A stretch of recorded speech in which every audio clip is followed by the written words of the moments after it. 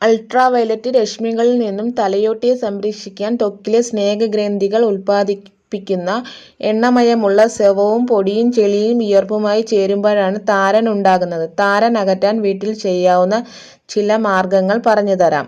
1 table spoon ഉലുവ വെള്ളത്തിലിട്ട് കുതിർക്കുക. ഇത് നന്നായി അരച്ചെടുത്ത് തലയോട്ടിൽ തേച്ച് പിടിപ്പിക്കുക. അരമണിക്കൂർ കഴിഞ്ഞ് ശുദ്ധജലത്തിൽ തല കഴുകുക.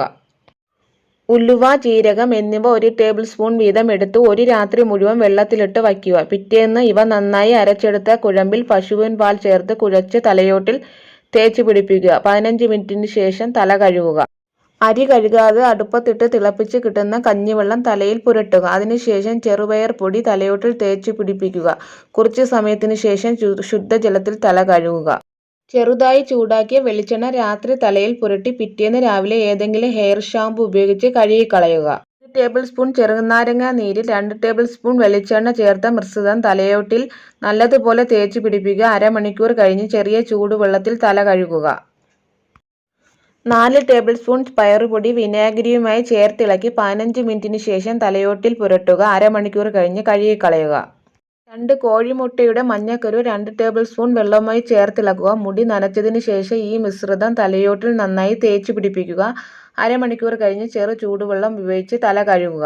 1 ടേബിൾ സ്പൂൺ തേയില 1 ലിറ്റർ വെള്ളത്തിൽ 3 മിനിറ്റ് നേരം തിളപ്പിക്കുക. ഈ മിശ്രിതം നന്നായി തണുക്കാൻ അനുവദിക്കുക. കുളി കഴിഞ്ഞ് അവസാനം ഈ വെള്ളത്തിൽ തല കഴുകുക. തേങ്ങാപ്പാലും ചൂടുവെള്ളവും ചേർത്ത മിശ്രിതത്തിൽ ഏതാനും തുള്ളി നാരങ്ങാനീര് കൂടി ചേർക്കുക. ഈ മിശ്രിതം തലയോട്ടിൽ പുരട്ടി അരമണിക്കൂറിന് ശേഷം ഇളം ചൂടുവെള്ളത്തിൽ തല കഴുകുക.